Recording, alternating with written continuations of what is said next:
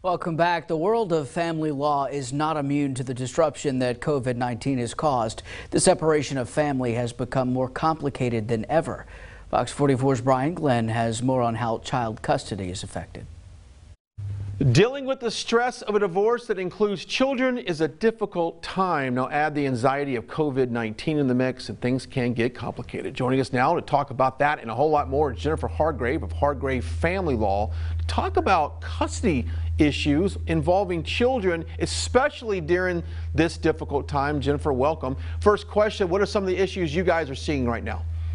Well, thank you, first of all, for having me. We are certainly seeing issues arising because of COVID. The first round of issues that arose really were for parents who are operating under a custody order already. The first question was, do I bring my child over to the other parent's house? Are we even supposed to share the child when we're supposed to be sheltering in place?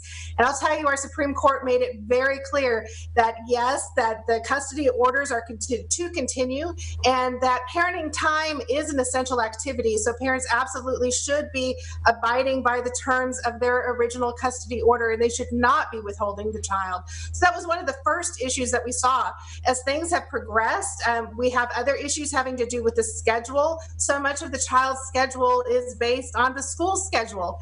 And, you know, for a long time when spring break was extended, or, you know, who knows what's going to happen with summer, the question that came up is, you know, how do we determine when school is over? And the Supreme Court again made it clear that we are to follow the original order. So fortunately, we've gotten guidance from our courts in terms of how to deal with these situations. So I think it's really important for families to know that. Well, Jennifer, what do you do if a parent is not obeying these orders and they are withholding that child to go to the other parent?